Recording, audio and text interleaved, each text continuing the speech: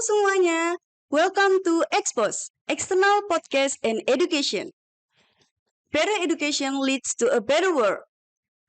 Stop, no skip, karena ini merupakan konten informatif untuk kita semua. Di segmen kali ini, saya Besarindra akan menemani teman-teman untuk menggali informasi lebih dalam dan lebih jauh. Kita akan berlari ke luar negeri nih teman-teman.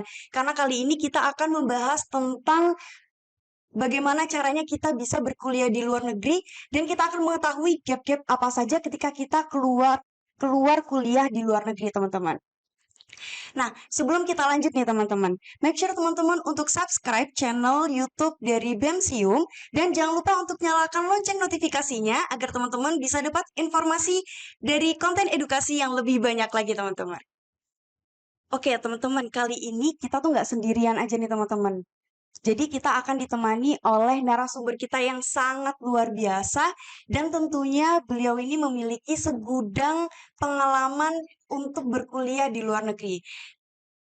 Beliau ini pernah berkuliah di Universitas Muhammadiyah Malang with majoring law, dan pernah berkuliah juga di University of Pax with majoring business and humanities. Lalu beliau juga pernah berkuliah di Università degli Studi di Cagliari with majoring international law. Oke, langsung aja ya teman-teman, kita sapa narasumber kita yang sangat luar biasa. Halo kakak, selamat siang. Halo. Gimana nih kak? Hai. Gimana nih kak kabarnya kak hari ini? Alhamdulillah. Oke, kabar baik ya kak. Gimana nih kak? Kakak kira-kira ada perasaan deg-degan gak sih kak? Waktu kita mau ngobrol-ngobrol, sebenarnya santai sih kak. Cuma nggak tahu kenapa kalau aku sendiri sih deg-degan sih kak. Karena akan mendapatkan informasi yang sangat banyak gitu kak. Aku ya sedikit sih agak sedikit deg-degan karena kan aku baru pertama kali nih kayak untuk ngobrol di podcast, apalagi bukan podcast aku, jadi kayak agak sedikit deg-degan. Aku penasaran apa aja pertanyaannya. Aduh, oke kak. Jadi nanti pertanyaannya sebenarnya ya kayak tentang gimana teknis kita mau kuliah di luar negeri. Terus habis itu mungkin kita akan membahas lebih banyak itu tentang apa aja sih kak kayak kesulitannya ketika kita kuliah di luar negeri, apalagi di negeri orang gitu ya kan kak. Kita jauh dari keluarga dan mungkin jauh dari teman-teman juga gitu kak. Nah, untuk pertanyaan pertama nih kak, ini kita pemanasan dulu kak. Sip. Jadi aku tuh punya interest untuk kuliah di luar negeri juga kak. Tapi aku masih kekurangan motivasi nih kak sebenarnya. Kayak sebenarnya bukan kekurangan motivasi sih, lebih ke takut, kayak banyak bayangan. Aku tuh takut sama bayangan kayak nanti di sana ada temen gak ya, bisa ngomong gak ya, terus bisa makan gak ya, kayak gitu-gitu loh kak. Nah, tapi aku mau tahu dari sisi kakak sendiri nih kak. Kakak itu apa motivasi pertamanya untuk untuk kuliah di luar negeri kak? Oke. Em, Sebenarnya motivasi aku dari dulu sih, mungkin dari aku SMA, aku tuh dulu pernah yang namanya kayak ikut tes buat dapat exchange. Waktu itu kelas 1 SMA buat dapat exchange ke Amerika. Cuman back then aku tuh itu tuh kalau nggak salah nama beasiswanya tuh Yes. Beasiswa Yes itu tuh ke Amerika, dan aku tuh udah ikut tes pertama gitu, kayak tes pertama, tapi aku nggak lolos gitu. Terus Oke. I was wondering why gitu. Padahal saat itu kakakku juga dia tuh alumni beasiswa itu juga gitu Oh, waktu itu jadi ke Amerika. di keluarga juga pernah ada yang ikut Yes, ya kak? jadi kakakku tuh waktu itu juga dapat beasiswa ke situ. Jadi aku mikir kayak, ya kalau misalnya kakakku bisa, kenapa aku enggak? Itu pikiranku dulu. Tapi yes, aku enggak ada persiapan mateng apa-apa. Aku tuh waktu itu cuma mikir kayak, oke, kakak gue bisa, gue juga bisa. Kompetitif Gitu. ya kak? Ya, Kompetitif gitu. terus habis itu ya udah aku tes, ternyata nggak lulus. Padahal itu baru babak pertama doang. Terus aku ya, of course aku dapat feedback gitu. Feedback yang aku terima tuh waktu itu, aku tuh kurang prepare gitu. Aku kurang prepare. Aku kayak terlalu terlalu menggampangkan saat itu, kayak terlalu menggampangkan karena kayak oke, kakakku pernah dapet, aku juga bisa dong pasti. Itulah kayak kesombongan yang muncul waktu SMA. Abis itu ya udah oke, aku nggak dapet beasiswa itu, oke, terus berlanjut jalan-jalan sampai kuliah. Nah, di kuliah ini tuh aku emang lumayan aktif gitu di kegiatan kayak internasional. Aku volunteering, terus juga adalah beberapa kegiatan aku di kampus itu yang bersinggungan langsung sama pihak internasional gitu. Nah, terus Sebenarnya what motivates me itu sesimpel karena aku pengen kuliah di luar. Itu aja. Itu aja. Itu as simple as that gitu. Wah. Gimana caranya aku tuh pengen. Sebenarnya aku tuh nggak punya goals ya. Kalau misalnya ditanya kayak awal kuliah, apakah aku punya goals untuk ikut beasiswa ke luar negeri? Enggak, karena aku nggak ngerti. Dan itu bukan goals aku. Tapi along the way, aku tuh dapat aja beberapa informasi kayak oh ada nih ternyata beasiswa A, beasiswa B gitu. Dan ternyata melalui beberapa informasi itu aku jadi kayak terpacu gitu. Oh, aku jadi kayak keinget gitu. Oh, dulu tuh gue pernah loh. Dulu tuh aku pernah loh kayak ikut tes kayak gini tapi kayak gak lolos. Yang sekarang bisa nggak ya gitu. Ya udah berbekal dari aku pengen terus juga pengalaman sebelumnya juga.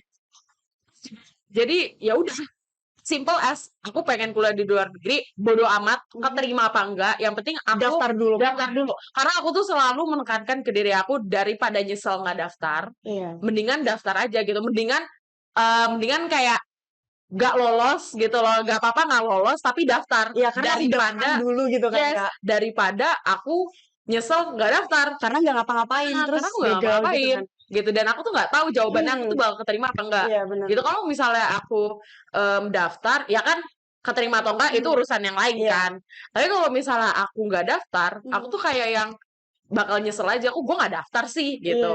Jadi kayak ya I was wondering ya, jadi paling itu sih motivasi aku tuh kayak benar-benar within myself aja sih motivasinya. Tapi waktu itu kakak daftar sekali langsung keterima atau enggak waktu yang kuliah itu Kak? Oh, waktu yang kuliah fortunately yes. Jadi kayak keren banget. jadi kayak ya aku waktu itu kayak pertama kali daftar alhamdulillah ya langsung keterima sih. Nah, waktu yang pertama kali itu Kak, yang pertama kali itu kemana nih Kak? Oke, waktu aku pertama kali itu aku ke Italia sekitar tahun 2020 ya. And it was COVID. Jadi online. Oh my god. Jadi kayak aku datang ke Italia niatnya buat belajar kuliah offline di kampus ya, merasakan pertama kali ya ke Eropa gitu. Terus datang-datang ke sana seminggu 2 minggu langsung ada kabar kalau misalnya COVID gitu. And back then tahun 2020 kan selain China yang paling tinggi, Italia itu yang kedua paling tinggi. Jadi kayak kalau kalian inget tuh, kalau kamu inget tuh kayak tahun 2020 tuh Italia tuh nomor 2 paling tinggi di dunia habis Cina gitu. Jadi kayak waktu itu ada kayak kabar kayak kita bakal libur nih gitu. Tapi liburnya tuh kayak baru sehari 2 hari. Tapi lama-kelamaan liburnya jadi kayak sebulan-bulan gitu loh. Itu kabar yang katanya cuma seminggu. Tahun 2 tahun gitu. Bener banget. Itu sedih banget sih aku kayak kuliah ke sana wisudanya kayak online. Tapi kakak berarti langsung sempet berangkat ke sana ya? Iya, aku udah datang ke sana udah sempet kuliah offline juga, tapi kayak cuma seminggu 2 minggu, habis itu kayak langsung full online. Oke Kak. Nah tadi tuh kakak nyebutin kan kayak terlalu menggampangkan atau menyepelekan. Nah menyepelekan sesuatu itu apa nih Kak? Nah mungkin kita bisa sekalian bahas tentang persiapannya atau hal-hal yang perlu dipersiapkan itu apa aja sih Kak? Oke. Sebenarnya kalau misalnya ngomongin tentang beasiswa ke luar negeri, course yang paling pertama itu bahasa. Tapi apakah bahasa itu cukup? Enggak. Apalagi Gitu. berarti? Jadi, of course selain bahasa, satu hal yang aku pelajarin adalah pembawaan diri kita. Karena ketika kita beasiswa, kan ada yang persiapannya online, ada yang persiapannya offline. Nah, waktu aku SMA dulu itu tuh offline. Jadi dari hari pertama itu kita udah kelihatan etikanya gitu loh. Attitude-nya tuh udah dilihatin. Iya benar-benar. Gitu. Attitude, the way we talk, the way we ngobrol sama orang lain, cara kita pembawaan diri kita kayak gimana tuh dilihat karena itu offline. Nah, kalau misalnya untuk yang beasiswa pertama aku yang di Erasmus itu ke Italia itu kan online, tapi kan ketika interview kita kan interviewnya kan ngeliat kan, jadi kayak masih tetap buka ya. Jadi aku merasa selain bahasa, pembawaan diri kita itu juga harus diperhatiin. Karena kita itu membawa, karena kita itu kan membawa nama negara kita keluar ya. Selain membawa nama kampus, kita juga membawa nama negara. Jadi aku yakin gak ada satupun institusi yang memberikan beasiswa yang mau kalau misalnya anaknya nih ada yang keluar negeri untuk bawa nama institusinya atau bawa nama negara itu kayak tidak beretika. Iya, gitu. Jadi etika menurutku nomor 1. Again, bahasa, etika, of course persiapan kita kayak dalam hal tes, terus juga motivation letter. Karena kan motivation letter itu tuh kan hal yang penting ya untuk kita persiapin juga.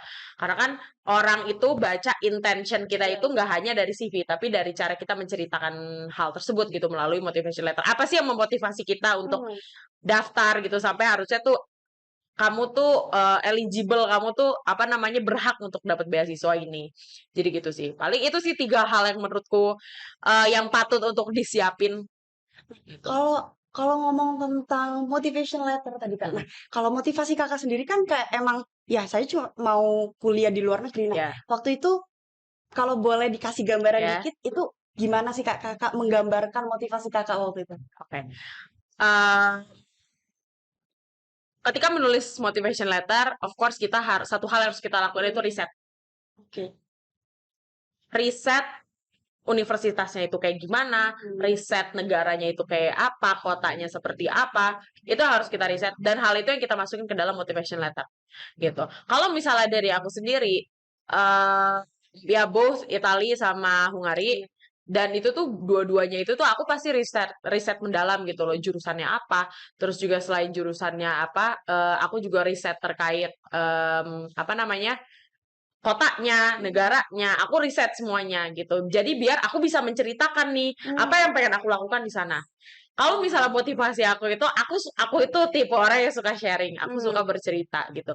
Sesimpel kayak motivasiku, aku ingin ikut beasiswa ini selain mendapatkan, of course, pengalaman, belajar di luar. Aku tuh juga memberikan yang namanya menjanjikan diriku untuk sharing gitu loh. Once aku dapat beasiswa ini, hal simple kayak sharing itu yang bakal aku lakukan gitu karena aku suka gitu memberikan efek balik gitu loh either ke orang terdekatku either ke apa namanya sesimpel kayak em, kampus fakultas dan lain sebagainya jadi kayak itu yang aku janjiin gitu loh Iya benar. jadi motivasiku itu aku datang ke sana agar aku tuh bisa implement itu Iya, gitu loh. benar-benar. Jadi kayak di dalam situ Kakak bilang kalau ini loh feedback yang akan aku kasih Yes, gitu ya of Kak course. berarti. Itu hal yang penting. Karena Oke. itu beasiswa ya. Beasiswa itu kan kebetulan yang aku ikuti itu dua-duanya fully funded. Jadi semuanya dibayarin. Aku sama sekali nggak ngeluarin uang. Jadi kayak mereka pasti of course they require feedbacks gitu loh. Jadi karena aku mengerti hal itu, walaupun itu nggak ditulisin ya, tapi kan apa namanya ya itu logikanya lah gitu. Jadi feedback yang aku berikan ya sesimpel itu gitu lah exposure gitu. Apa yang bisa aku lakukan ke community gitu. Paling itu sih.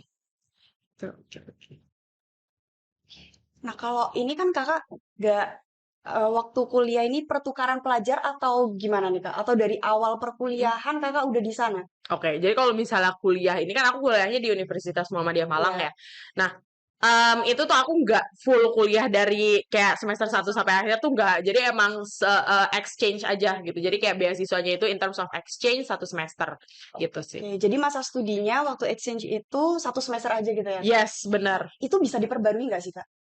Kalau misalnya dari aku lihat enggak, karena beasiswanya itu hanya untuk one time. Jadi kayak beasiswa oke durasinya let's say 1 semester kan between 5 sampai 6 bulan gitu ya.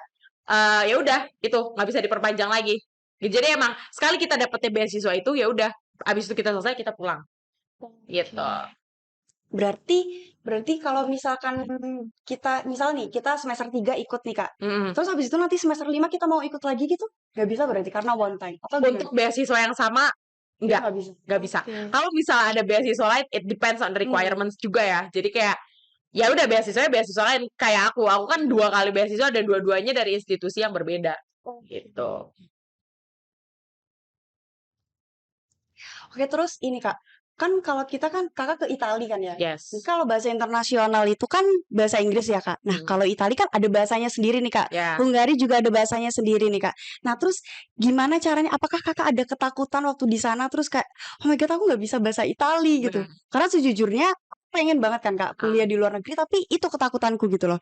Aku takut kalau nanti di sana nggak bisa ngomongnya terus nanti belajar terus nggak masuk gimana. Nah, Kakak ada nggak sih proses buat mempelajari bahasa itu Kak? Oke. To be honest, aku tuh sebelum berangkat ke Italia, misalnya sebelum berangkat keluar tuh both Italia dan Hungari, aku sama sekali gak cari tahu tentang bahasanya. Karena aku merasa aku beasiswa, terus aku international student, pasti bahasa utama yang dipakai bahasa Inggris. gitu.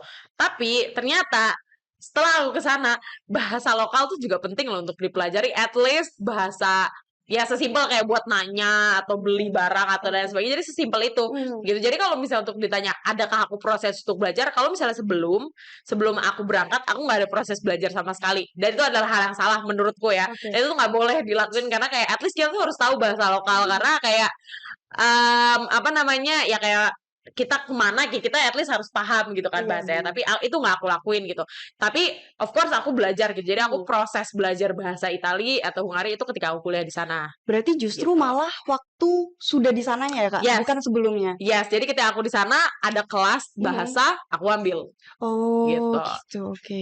Nah terus kan ini kakak kan nggak dari awal nih Kak. Terus habis itu kayak proses misal nih kita ngurus di bandara, sesimpel kita di bandara dan yang lain-lain, itu gimana Kak jadinya kalau misalkan kakak sendiri waktu itu di awal belum bisa bahasanya Kak? Oke, sebenarnya apa ya kalau misalnya bahasa kayak gitu tuh itu sebenarnya nggak jadi kendala ya. Apakah aku harus bisa bahasa lokal atau enggak? Sebenarnya enggak. Apalagi dari urusan pre-departure ya. Pre-departure kan pasti ada yang harus kita urusnya tuh visa. Terus habis itu juga ya beberapa dokumen pendukung untuk visa gitu. Semua dari apa namanya persiapan-persiapan itu tuh nggak require aku untuk paham gitu loh bahasa lokal. Jadi sebenarnya nggak ada kendala apa-apa dan di airport pun juga aku tidak merasakan adanya kendala berbahasa gitu karena ya di airport itu pasti yang kita pakai international language bahasa Inggris gitu dan petugas-petugas di bandara pasti they required untuk ngerti bahasa Inggris gitu. Tapi once I get out of the airport itu tuh kayak itu langsung beda sih, langsung kayak oh it's a whole new apa namanya experience for me, kayak aku harus paham sesimpel kayak untuk nanya jalan dan lain sebagainya itu menjadi kendala sih buat aku juga kayak untuk bahasa itu sebenarnya gitu. Oke. Berarti menurut kakak ya Kak, seberapa penting kita harus tahu dulu Kak bahasa lokalnya dari negara yang kita tuju Kak? I think it's important sih, penting sih untuk kita at least ya paham beberapa kosakata dasar gitu loh. Jadi kayak kita nggak kayak blind amat gitu. Kita nggak kayak buta banget ketika kita ke negara tersebut gitu. Jadi at least kita tahu nih bahasa dasarnya aja gitu. Itu penting sih menurutku. Ya bener sih Kak, karena kan kita di negara orang, terus habis itu kita need to survive gitu kan, karena kita di negara orang gitu kan. Terus kayak misal sesimpel kita mau beli makan, terus kalau if we don't know the language kan kayak kita mau beli juga bingung gitu kan ya Kak. Nah terus habis itu ini mau nanya kalau terkait experience-nya yang di sana nih Kak, waktu kakak udah di sana. Nah itu sebelum berangkat kakak ada nggak rasa takut gitu Kak? Kayak aku kan ada ketakutan terkait bahasa ya Kak. Nah kakak sendiri selain itu ada ketakutan gitu Kak? Sebenarnya kalau misalnya ngomongin takut ya sebelum memulai experience aku ketika di luar, satu hal yang aku takutin itu aku takut banget kayak how can I get along with people di sana? Gitu, gimana cara aku bisa berbaur sama orang-orang di sana? Kalau misalnya terkait bahasa, makanan dan lain sebagainya, aku tipe orang yang bisa untuk mudah lah beradaptasi. Jadi kayak itu bukan salah satu dari concern aku. Tapi masalahnya concern aku adalah itu adalah negara baru, lingkungan baru, orang-orang yang baru. Yang aku takutin adalah gimana cara aku bisa betah dan get along sama orang-orang di sana gitu karena kita nggak bisa survive sendiri gitu loh. We need to have at least people friends di sana gitu yang nemenin kita gitu. Jadi kayak itu sih yang paling aku takutin di sana kayak sebelum berangkat itu. Tapi sebenarnya ada nggak sih Kak kayak pendampingan penuh gitu Kak waktu selama kita di sana gitu Kak? Nggak, I survive alone di sana kayak untuk pendampingan tuh sebenarnya nggak ada. Of course kita ada yang kayak misal kayak guru, dosen gitu kayak dosen pendamping. Cuman kan itu dosen pendamping cuman untuk academically gitu loh. Tapi kalau misalnya untuk masalah kehidupan enggak sih kayak mereka kayak we survive alone. we survive alone. I survived alone kayak makan apapun itu untuk nyari informasi dan lain sebagainya ya aku nyari sendiri gitu loh. Jadi emang nggak disiapin apa-apa dari sana gitu.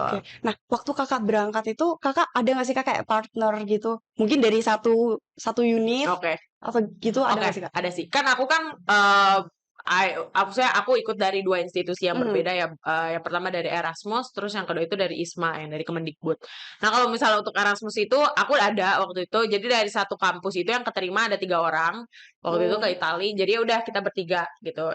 Jadi I wasn't completely alone gitu. Terus kalau misalnya untuk yang ISMA ini, wah ini rame banget sih. Gue kayak bawa satu kampung gitu. Soalnya ISMA ini kan kayak satu Indonesia kan. Jadi kayak itu rame banget sih.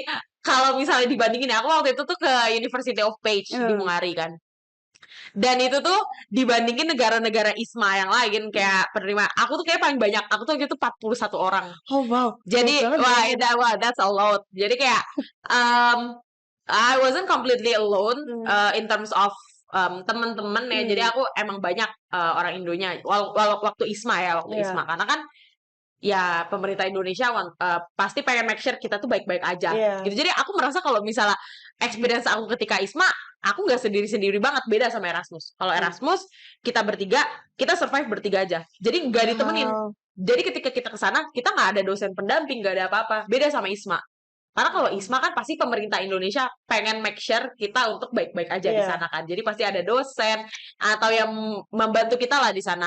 Dormitory juga kita disiapin, tempat tinggal disiapin. Jadi kayak itu disiapin. Tapi kalau misalnya Erasmus tuh enggak. Karena Erasmus ini kan bukan dari pemerintah Indonesia, bukan dari institusi manapun di Indonesia, tapi langsung dari pemerintah Eropa gitu kan. Jadi ya ketika kita di sana, aku harus nyari tempat tinggal sendiri, muter-muter nyari kos. Jadi kayak kita kan ngalamin itu Kak, nyari kos di sana. I do look for apartment there. Kayak di sana tuh aku nyari tempat tinggal tuh seminggu. Jadi kayak survei sama aja kayak nyari kos kayak di sini. Kayak di Malang ya Kak. Tapi beda di sana kan apartemen gitu kan. Jadi kayak aku harus nyari apartemen mana yang cocok gitu. Jadi kayak walaupun aku bertiga ke sana, kita bertiga nggak tinggal bareng-bareng. Karena kita bertiga itu nemu tempat tinggal yang beda-beda gitu. Dan itu lumayan agak jauh-jauh. Jadi ya sama dengan I survive alone gitu. Gitu sih. Tapi dari tiga partner kakak itu ada di satu university atau gimana Kak? Iya, dari Universitas Muhammadiyah Malang semua. Kalau misalnya yang di Erasmus, tapi kalau misalnya yang ISMA enggak.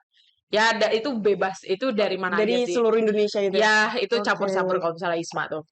Nah, kan tadi ada ISMA sama Erasmus ya Kak? Yes. Nah, itu boleh dipapari dikit nggak sih Kak, perbedaan dari sistem seleksinya Kak? Kalau misalnya dari sistem seleksinya itu, of course, perbedaannya itu kan dari institusi aja itu udah beda ya. Erasmus itu fully funded, it's funded by Uni Eropa. Gitu. Jadi emang dibiayain full sama Uni Eropa dan ini institusinya milik Eropa. Tapi kalau misalnya ISMA, ini kan baru banget ya dari yang kampus Merdeka itu, dari Kemendikbud. Jadi kalau misalnya dari sistem seleksinya itu, kalau misalnya dari basic itu sama, seleksi dokumen, interview, ya udah terlepas seputar 2 itu aja. Tapi kalau misalnya untuk perbedaannya itu tuh dari segi kita interview sama siapa sih? Kita interview sama siapa? Kalau misalnya ISMA itu kan kita dinilai langsung sama pemerintah Indonesia. Gitu kan. Tapi kalau misalnya Erasmus kita tuh dinilai langsung sama orang kampusnya di luar gitu. Jadi kayak yang menilai kita tuh nggak ada decisionnya tuh di orang Indonesia tuh nggak ada. Jadi emang langsung orang luar. Jadi kayak menurut kita tuh a whole different experience sih. Karena kayak yang pertama, gue dinilai sama orang luar gitu. Yang kedua, gue dinilainya sama orang Indonesia gitu. Yang sama-sama punya etika yang habit yang sama. Kayak kita makannya sama dan lain sebagainya. Jadi kayak menurut kita adalah hal yang beda sih. Kayak kita di interview sama siapanya itu. Kalau dari Erasmus sama apa tadi sebutnya Kak? ISMA. Sama ISMA, Erasmus sama ISMA itu apa ya, kayak feedback yang kita dapat itu apa aja Kak? Kayak misal yang tadi tuh Erasmus itu kita nggak dapat ini kan, nggak dapat apartemen. Nah, itu kalau masing-masing apa? Jadi benefit gitu ya. Iya, benefitnya. I see. Kalau misalnya dari segi tiket, uang saku, visa dan sebagainya, itu semuanya sama. Kita dibayarin. Jadi emang dari urusan pre-departure, departure, post-departure itu semuanya kita dibiayain lah intinya gitu. Tapi perbedaannya itu, again, yang tadi aku mention sebelumnya, kalau misalnya Erasmus, karena ini dari luar negeri, maksudnya dari institusi Eropanya langsung, kita nggak dimanjain gitu loh. Kita nggak yang dibimbing sedetail itu. Even untuk urusan visa, ABCD itu kita nyari sendiri. Aku tuh nyari sendiri. apartemen. Aku juga nyari sendiri gitu loh, nggak disiapin dari sana. Ada sih beberapa negara Erasmus yang kayak kampus-kampus yang Erasmus itu yang langsung ada dormitory-nya. Tapi kalau misalnya aku kemarin kebetulan enggak gitu. Jadi kayak aku harus act as a local di sana gitu ketika aku di Itali. Tapi kalau misalnya beda sama Isma itu tuh udah disiapin dari A sampai Z. Kita bakal tinggal di mana di sana, terus juga siapa nanti penanggung jawab kita di sana, terus juga nanti kita di sana tuh bakal ngapain aja sih kegiatannya. Itu tuh udah diajarin dari awal. Maksudnya udah dikasih tahu dari awal. Kan kalau Isma itu kan pembekalannya banyak ya dari sebelum kita departure. Oh, Erasmus nggak ada sama sekali, zero. Sama sekali Nggak nggak ada. nggak ada. Jadi kayak aku yang harus nyari tahu sendiri. Jadi menurutku kan aku kan kalau misalnya urutan itu kan aku beasiswa Erasmus dulu baru Isma. Iya. Jadi kayak ketika aku ikut Isma, aku udah paham apa yang harus aku lakukan. Apalagi dengan pembekalannya segitu banyak ya, Kak. Jadi kayak waktu Erasmus, oke, aku harus survive sendiri. Di sana aku udah ngerasain gimana rasanya untuk menjadi ya misalnya menjadi mahasiswa rantauan di luar negeri dan sendiri, itu aku udah pernah ngerasain. Tapi kalau misalnya Isma itu kan kayak dibimbing terus-terusan kan. Jadi kayak aku merasa agak kayak kok beda sih dulu Erasmus soalnya. Tapi kayak aku lebih siap sih ketika aku Isma. Jadi aku udah paham rasanya tinggal di luar negeri dan belajar kuliah survive di sana tuh kayak gimana. Itu sih palingnya perbedaannya. Oke, jadi yang pertama itu kakak yang di Italia itu ya, Kak? Yes, Yang itu di yang Italia. pertama. Nah, waktu yang di Italia itu kan kakak tadi bilang kalau nggak belajar bahasa lokalnya dulu nih, Kak. Nah, terus kalau yang di Hungari itu kakak akhirnya belajar bahasa lokalnya dulu atau sama nih, Kak? Sama kakak. Jadi jangan ikutin aku. Jadi kayak ketika Hungari pun again ternyata di sana juga baru tahu kalau misalnya ternyata bahasa Hungari itu adalah salah satu bahasa tersusah di dunia. Gitu. Jadi kita nggak kita completely blind, mungkin kayak excited, jadi kan nggak terlalu mikirin masalah bahasa gitu. Aku harus mikir bahasa urusan kedua. Tapi ternyata misalnya kayak bahasa Hungari itu susah banget. Ya, even aku udah belajar, aku tuh masih susah cara baca. Cara bacanya beda kan. Kayak ya ada beberapa huruf atau cara pelafalan itu yang beda banget. Jadi kayak itu salah sih, hal yang salah. Aku udah pernah di Itali dan aku tahu pembelajarannya, tapi ternyata Hungari kalau ulangin lagi aku udah belajar gitu. Berarti pembelajaran besarnya ada belajarnya bahasa lokal dulu teman-teman, biar intinya di sana itu setidaknya kita juga dimudahkan gitu kan jadinya. Oke. Nah, kalau terkait ini Kak, sistem pembelajaran nih Kak. Nah, ada nggak sih Kak menurut Kakak perbedaan mendasar dari sistem pendidikan atau pembelajaran yang ada di Indonesia sama di negara yang pernah Kakak kunjungi buat study abroad gitu Kak? Menurutku ya, dari segi attitude kita di kelas aja itu udah beda. Oke. Jadi misal, kalau misalnya di Indonesia itu kan, yang aku rasain itu, yang aku rasain ini biasanya kita itu ketika udah mulai jam kelas, kita stay di dalam kelas itu aja. Terus-terus. Ya maksudnya kayak, ya udah ada kuliah, kita harus ikut dari awal sampai akhir. Gitu. Tapi kalau misalnya di luar negeri itu enggak. Gimana Kak? Jadi itu juga yang aku agak shock waktu gini. Jadi kalau misalnya di luar negeri itu kayak bel atau misalnya kayak misal aku start kuliah jam 9 gitu. Yaudah kita masuk, tapi ketika kita mau keluar itu dibebasin. Jadi kayak di sana itu ketika kita mau profesor di sana itu tuh kayak yang lo berarti kamu kalau stay di dalam kelas aku berarti kamu emang pengen belajar sesuatu dari aku. Tapi ketika kamu emang udah merasa cukup dapat sesuatu hal dari aku bisa keluar. Oke. Jadi kayak misal nih Kak, misal kalau di Indonesia nih kan, misal 45 menit nih dalam 1 jam pembelajaran. Kalau misalkan kita kan di Indonesia harus ngikutin dari jam 0 sampai 45 menit kan. Tapi kalau di luar itu berarti kayak misal dari jam 0 sampai kita cuma 15 menit itu it's okay berarti. Aku merasanya ya dari yang aku lihat kemarin, itu yang aku rasain di Hungari kemarin tuh kayak banyak yang langsung keluar. Oke nih habis belajar kayak habis merasa cukup gitu. Nah, walaupun profesornya di depan lagi ngomong, gak apa-apa keluar. Gak ada si profesornya tuh kayak gak ada merasa ofensif atau kayak gimana karena emang kayak gitu loh. Jadi kayak di Eropa menurutku student itu tuh emang harus dibangun rasa pengen belajar ya. Jadi bukan push. Iya benar. Jadi kalau misalnya di Indonesia kayak kamu harus belajar. Iya, kita dipaksa belajar. Tapi kalau misalnya di Eropa tuh enggak. Kita diberikan kebebasan untuk ya udah belajar enggak. Gitu. Jadi emang enggak di-push. Jadi kayak di Eropa itu kayak emang udah tersistem kayak gitu. Gitu loh orang-orang yang di kuliah berarti dia yang mau belajar. gitu. Jadi kayak emang nggak harusin kayak A, B, C, D, nggak diwajib, nggak disuruh. Profesor di sana nggak kayak gitu. Oke, Gitu. ini menarik sih Kak. Jadi kalau Kakak sendiri ya Kak, menurut Kakak pribadi, kalau Kakak dikasih sistem yang seperti itu, Kakak memilihnya apa nih Kak? Dari 0 sampai 45 atau 0 sampai 15? Ah, nggak enak sih sebenarnya. Karena kita kebiasaan di Indonesia sampai yang 5 ya. Iya, jadi kayak aku walaupun boleh ya, aku Hmm. kayak gitu karena kayak apa ya? em pertama, course aku nggak enak sama profesornya dan sama dosennya juga. Let's say kalau itu hal itu diimplementasiin di Indonesia. Yang kedua kayak itu nggak ada etika deh kayak menurutku ya. Karena aku orang Indonesia, jadi kayak aku merasa hal kayak gitu kayak nggak ada etikanya deh. Even untuk izin ke toilet aja aku masih ada gitu loh, kayak aku masih ada ditahan dengan ditahan daripada tapi ini kalau dia langsung keluar aja dan sistem itu diterapin di Indonesia kayaknya ya orang Indonesia kan belajar itu kebanyakan kayak terkadang dipaksa gitu Iya. kan kayak Kayak tuntutan sih Kak.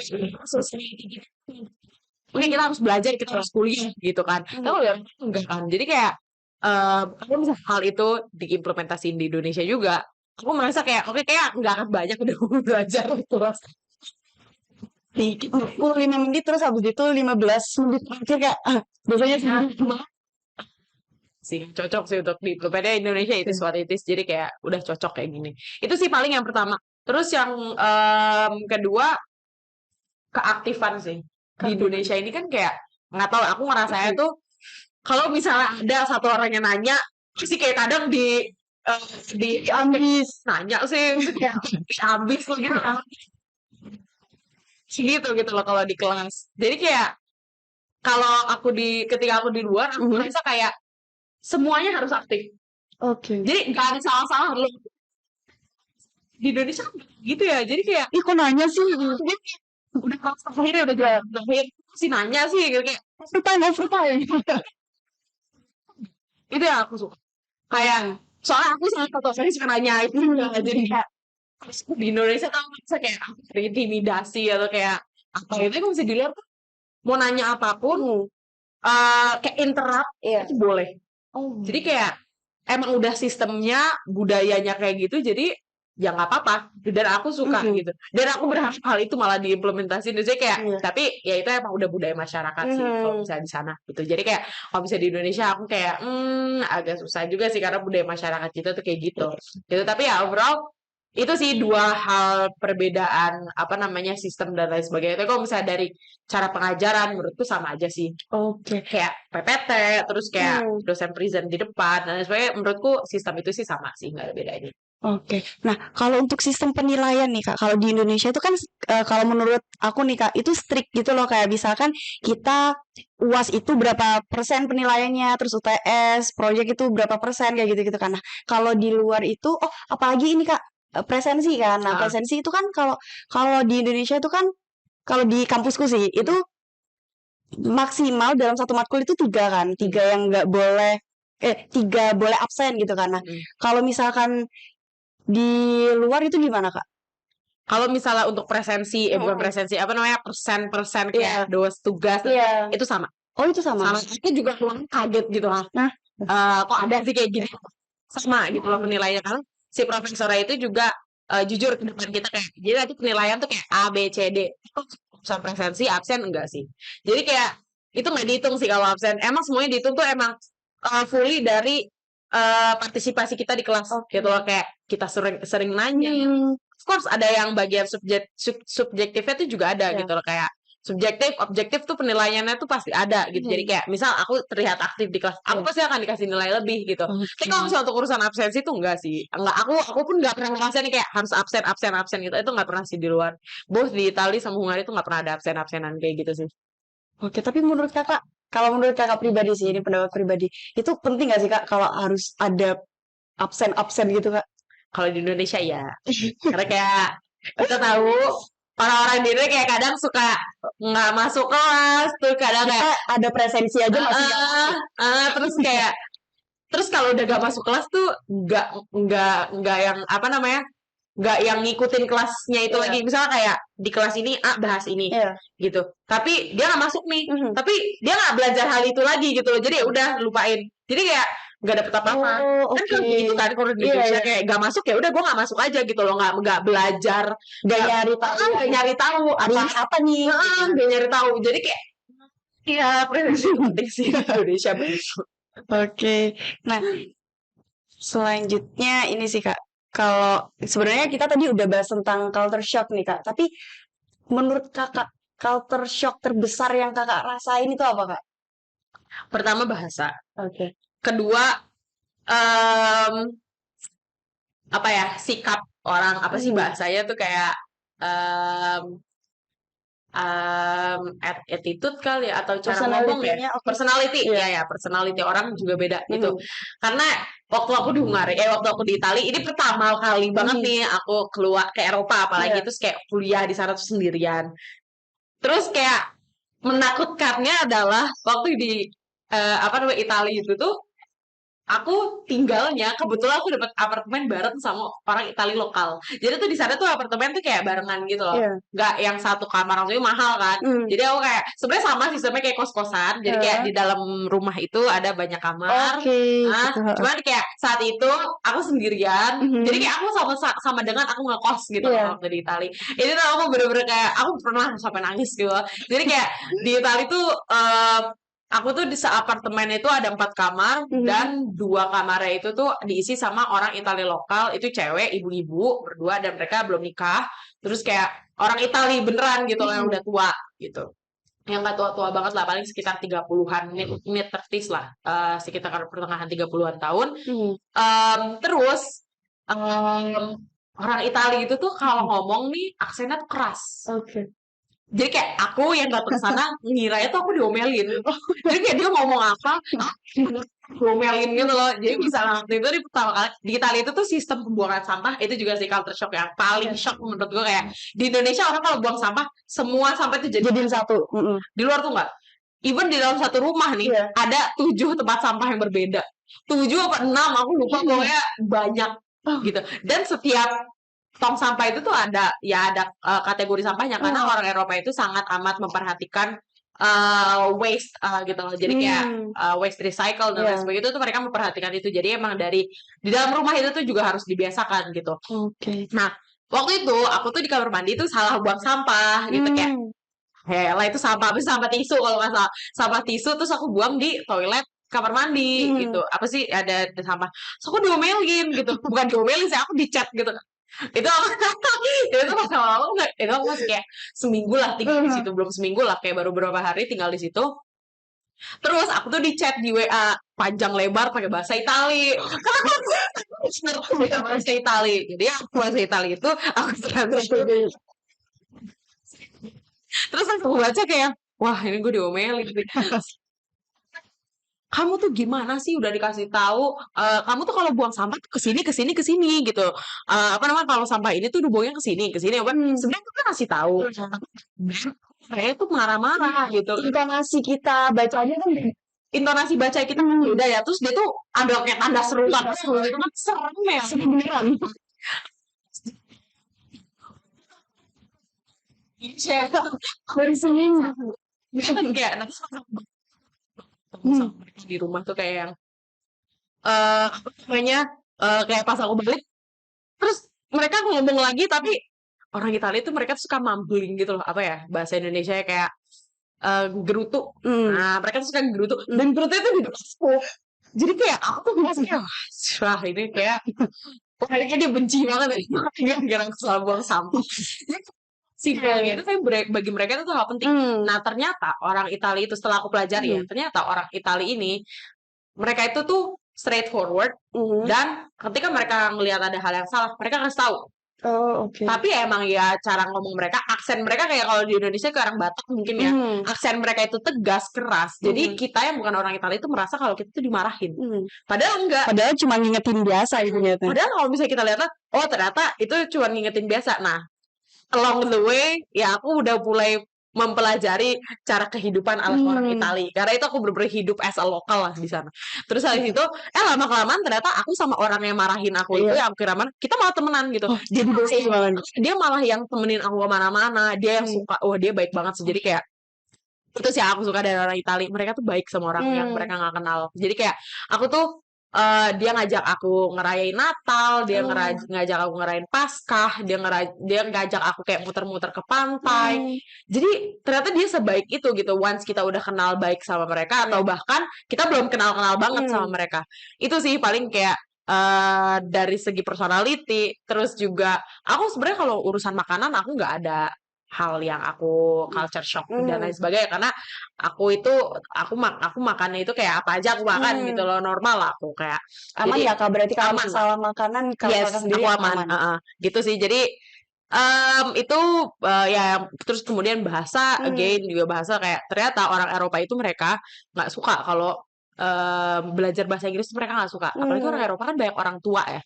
Iya. Mereka tuh populasi orang tuanya tuh banyak. Jadi kita nggak bisa expect orang tua tuh paham bahasa Bahasa Inggris, gitu. iya Jadi benar. harus kita yang Belajar bahasa lokal. atau pakai Google Translate. Oh, tapi kok itu gimana Kak? Maksudnya misal nih, kan kalau di Indonesia mungkin ada yang ngerasa kayak, ih kok nggak sopan sih ngomongnya malah kayak gitu. Enggak. Nah, kalau di sana mereka Enggak, gimana? biasa aja. Jadi kayak aku tuh sering ke laundry, aku tuh Iya. sering kayak yang mana-mana sendiri gitu kan. Jadi kayak aku harus bertindak sebagai orang lokal gitu. Terus aku tuh Google Translate tuh adalah temanku lah di situ ya. Aku ngomong, aku kasih gitu. Jadi sering kayak gitu dan itu adalah hal yang normal di sana. Itu hal yang normal banget gitu. Jadi kayak untuk menggunakan Google Translate sebagai media untuk ngomong gitu. Oke. Nah, terus ini Kak, kalau culture shock dalam pembelajaran sendiri Kakak ada nggak? Culture shock belajar ya. Aku nggak tahu apakah ini culture shock untuk aku atau enggak. Tapi orang-orang di Eropa tuh mereka tuh ambis ya. Semuanya tuh ambis gitu kayak. Aku tuh ngeliat nih teman-teman di kelas tuh, kok mereka pinter-pinter sih gitu kayak. Pasti kayak mereka tuh suka nanya, terus kayak yang ketika ada pertanyaan apa bisa jawab dan sebagainya. Terus juga kalau misalnya ujiannya itu kan aku kadang ada yang lisan, kadang ada yang esai gitu kan. Nah, aku tuh merasa kayak aku tuh paling bodoh di kelas. Jadi aku tuh kayak kalau bisa dari aku belajar, aku suka belajar gitu. Jadi kayak tapi kalau waktu aku di luar itu tuh aku belajarnya lebih maksimal gitu ya. Jadi kayak wah, aku belajar mulu sih karena aku kayak takut menjadi orang bodoh di sana gitu loh kayak aku nggak tahu ya mungkin itu tiap orang-orang beda tuh. Case-nya untuk aku itu aku merasa kayak oke, aku harus belajar sama kayak mereka biar aku tuh bisa banyak nanya atau bisa jawab pertanyaan sih di kelas. Berarti orang-orang di sana itu tingkat pemikiran kritisnya tuh tinggi banget berarti. Banget. Apa aja dikomenin. Banget. Mereka tuh apa aja sih ditanya. Oke, nah kalau untuk nugas nih Kak, kalau nugas sendiri Kakak waktu di sana tuh kayak misal UAS deh, UAS contohnya UAS. Kalau UAS di sana tuh biasanya ada nggak sih Kak kayak yang tulis atau kebanyakan lisan atau gimana Kak? UAS ya. Tadi aku yang aku bilang ada UAS yang tulis, ada UAS yang lisan. Ada UAS kayak orang Indonesia kan dosen kan kadang suka ngasih UAS yang kayak take home. Di sini ternyata ada. Jadi kayak emang satu dosennya aja sih gitu. Tapi satu hal yang aku ingat, aku ini kan pustakaan banget suka ke perpus dan dari yang aku lihat aku misalnya di universitas lain gimana, tapi kalau misalnya di kampusku itu orang tuh kalau pustakaan orang nggak lama-lama banget gitu. Kayak kalau ke perpustakaan tuh kayak kadang segerombol terus kayak ngobrol atau gimana kan. Untuk aku yang anak perpustakaan banget gitu, aku tuh nggak suka ngeliat orang-orang kayak gitu di perpus gitu. Karena menjaga keheningan di dalam perpus ya Kak? perpustakaan itu diem dan yang kayak orang tuh belajar. Nah tapi ternyata once aku kesana apa namanya, aku tuh kalau misalnya kesana tuh aku pasti mengunjungi library-nya, aku pasti ke perpustakaan. Nah waktu aku di Hungari itu tuh ketika lagi musim ujian yang kayak UTS atau UAS, mereka tuh sampai bawa selimut, bawa bantal. Emang mereka tidur di sana Kak? Ya, karena terus gitu. Baca. Jadi di sana bermain kayak tinggal di sana. Seambis itu. Jadi nggak mau ketinggalan buku. Tidur sih, tapi aku ya kayak pagi pulang malam gitu loh di perpustakaan atau pagi sampai sore gitu. Cuma buat kayak belajar aja, makan di sana, apa-apa di sana. Jadi kayak ya itu experience yang menyenangkan sih bagi aku untuk di perpustakaan terus-terusan. Oke, kalau kakak kan emang anaknya perpustakaan banget nih kak. Tapi pernah nggak sih kak kalau waktu kakak di luar negeri itu kakak berpikiran buat kalau di Indonesia nih, contohnya di Indonesia, aku sendiri nih kak, aku lebih suka kalau misalkan nugas itu di kafe kak. Nah, Oke. kalau kakak misal di luar negeri gitu ada nggak sih kak kepikiran buat, pengen banget nugas di kafe nih gitu? Justru aku kalau di luar tuh aku nggak pernah tahu ke kafe. Kayak Hmm, aku suka kopi, tapi kayak untuk mikir nugas di kafe di luar negeri tuh wah, aku nggak pernah sih. Bawa laptop aja ke luar kayak enggak sih. Aku lebih sering ya ke perpus sih kalau misalnya di luar. Tapi kalau misalnya baiknya kalau misalnya di Malang, mhm, ya aku kan kuliah di ya, Malang kan. Aku setiap hari sih ke kafe. Apalagi sekarang aku WFH gitu kan. hmm, Aku kan udah kuliah, aku udah kerja sekarang. Dan aku di Malang kayak dari Senin sampai Jumat aku pasti ada di kafe. Aku nggak pernah di kosan karena aku nggak bisa kerja di kosan gitu loh. berarti sekarang kan ini kakak kegiatannya juga membutuhkan tempat nih kak, Iya, space untuk kakak itu mengerjakan sesuatu gitu ya, kak. Nah, benar. berarti daripada di kos kakak lebih suka di kafe ya kak ya? Yes, yes. Nah, Benar banget. oke, ini aku mau rekomendasiin kakak satu kafe. Ini tuh enak banget sih kak. Kakak harus nyobain ke sini. Jadi ada kafe yang namanya itu Popis Cafe and Records kak. Nah itu ada di Jalan Candi Mendut nomor 11 Mojolangu, Lowokwaru, Kota Malang. Nah kapan-kapan kakak harus banget nyobain ke sana kak. Karena di sini tuh kayak, aduh sumpah comfy banget. Jadi kakak harus bener-bener nyobain banget di sini. Oke, oke. Kalau emang kakak suka nugas di kafe kan kak, mungkin nanti kita bisa janjian ya kak, Sip, sip. nugas-nugas Soalnya bareng di luar gitu. aku tuh juga, aku tuh suka gitu loh nyari Hmm, kafe gitu, hmm, rekomendasi kafe di Malang dan lain sebagainya. Dan aku tuh bukan tipe orang yang suka ke kafe buat nongkrong. Aku lebih oke. suka ke kafe itu buat mengerjakan Mengerjakan sesuatu gitu, sesuatu, pasti oke. laptopan gitu kayak. Jadi ya aku membutuhkan rekomendasi kafe juga sih. Jadi thank you ya. Oke, jadi nanti kalau ada rekomendasi lagi, Ya, aku akan calling sip, kakak. sip, sip, kabarin aja. Oke, nah kita balik lagi nih kak ke topik. Kalau misalkan benefit setelah kakak, jadi dari sekian banyak perbedaan Hmm. perbedaan cara belajar kayak gitu-gitu kak. Nah itu benefit apa atau apa ya pelajaran apa yang bisa kakak ambil gitu kak? Hmm, pelajaran apa yang bisa aku ambil setelah aku keluar? Iya benar. Yang pertama paling em, lebih mindful ya sama Hmm. diri sendiri gitu karena ketika aku keluar aku tuh survive-nya sama diri sendiri Hmm. gitu. Jadi aku apa-apa, aku rely-nya tuh pasti sama diri sendiri gitu loh. Aku bertumpu sama diriku sendiri. Jadi menurutku satu hal yang paling aku pelajari banget adalah aku harus jadi orang yang mindful gitu. Jadi kayak aku harus jadi orang yang lebih mengerti tentang diriku sendiri dan gimana cara aku menggunakan diriku sendiri untuk survive. Gitu. Jadi lebih mengenal diri sendiri sih karena ketika aku di luar, aku tuh lebih banyak menghabiskan diri sama aku. Jadi kayak aku harus menjadi orang yang lebih mengenal diri sendiri. Itu sih yang pertama. Mungkin yang kedua, em, ternyata belajar di mana aja bisa Oke. gitu. Terlepas dari sistem pendidikan yang berbeda Hmm. atau kayak apa namanya ya bahasa yang berbeda atau kayak dosen yang beda, profesor yang berbeda.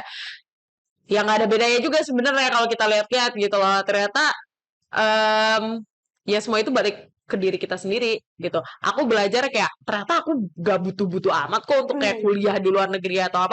Sebenarnya untuk kuliah di luar negeri itu lebih ke survival, Ya. lebih ke apa namanya ya pasti sistem yang berbeda. Tapi kalau misal untuk apa yang kita serap Hmm. ke diri kita sendiri, apa yang kita serap ke otak Hmm. kita, itu tuh balik ke em, kitanya sendiri gitu loh. Apakah kita mau untuk menerima informasi itu, untuk menerima edukasi itu gitu loh. Jadi itu semua balik lagi sih ke diri sendiri gitu. Jadi untuk tempat kita di mana kita belajar itu sebenarnya Sebenarnya nggak sama aja. nggak ada ngaruhnya sama sekali gitu.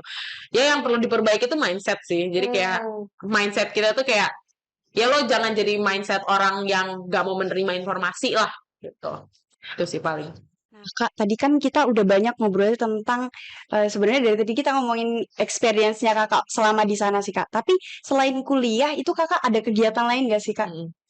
Oke, kalau misalnya selain kuliah, of course, Eropa itu kan mudah ya untuk kita traveling ya Hmm. kemana-mana. Dan apa namanya selain kuliah tuh pasti traveling. Hmm. Itu yang pertama.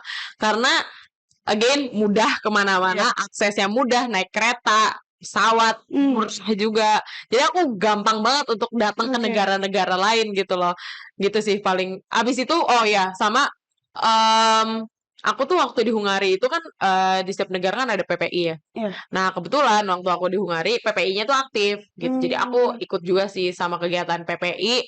Aku jadi anggota PPI juga waktu di sana. Aku intern di sana sih waktu di Hungari gitu. Jadi kayak aku tidak hanya kuliah gitu karena aku merasa oke kalau gue kuliah doang aku gak akan dapet apa-apa Sama gitu, aja dong kayak di sama aja dong Indonesia. kayak di Indonesia untuk apa aku datang ke sana cuma buat kuliah. Meanwhile di sana there's so much to offer gitu, kayak bisa traveling, terus juga banyak banget orang Eropa tuh mereka tuh suka banget yang namanya kegiatan volunteer komunitas tuh gede di sana.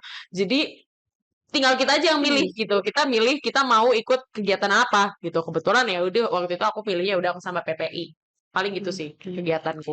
Nah, terus kalau misalkan berarti transport di sana itu gampang ya, Kak? Super easy.